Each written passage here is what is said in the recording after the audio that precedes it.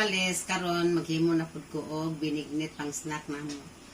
Ug mao ni akong mga ingredients guys. Sago, landang, saging hinog, gabi, kamote, asukar o instant nga fresh gata o black nga pilit among gamiton karon guys. Karon magsugod ako ang slice sa kanila. Ano ang binigay? Na to ang banana.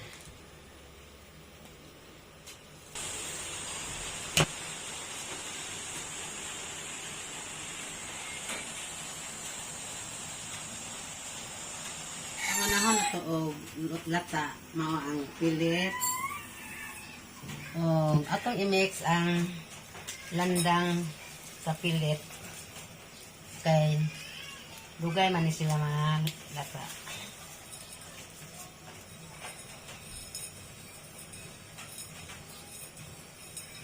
Ano anak kag binignet ma? Mao ni akong pangita sa gagmay pa mo. Akong itabang og gasto sa inyong pag-eskwela. Bukaw sa taong tubig, isa nato ilunod ang atong mga ingredients sa binignit. Kay bukaw na ato nang ilunod ang landang ug ang pilit. Ato siya nag-iuna.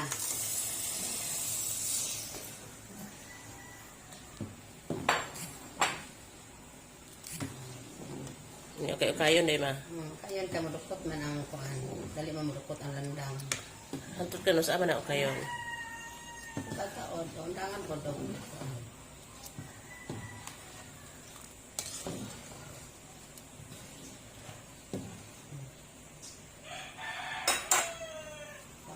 Unsay mo hoto na pabukawan na? Pabukawon sa atong tatawran sa ilunod ang atong gabi ug ang saging ug kamote. Awas ko.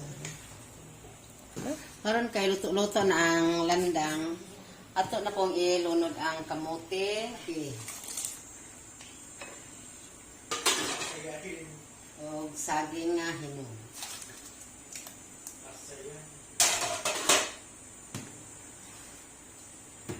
So, ato na nga pong dungan og lunod ang sago.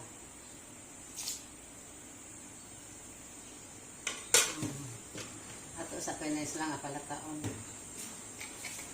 For 20 minutes.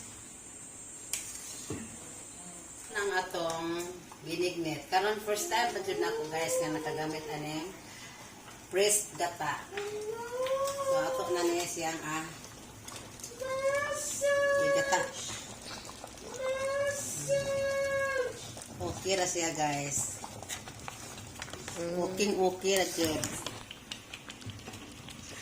Porta siguro ang sagol ani guys kay si Harold bawal ang tamis. Porta jud.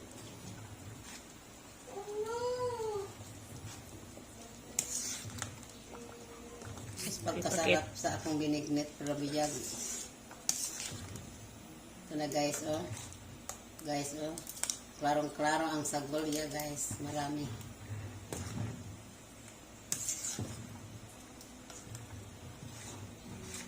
Ito na binignit ni Mama Del's vlog. So, ito na ito na guys oh. Kinaya magayong picturean. Maraming sagol. Sige guys, mga ano ta sa atong binignit. Snack na tayo. So please subscribe Mama Del's vlog please.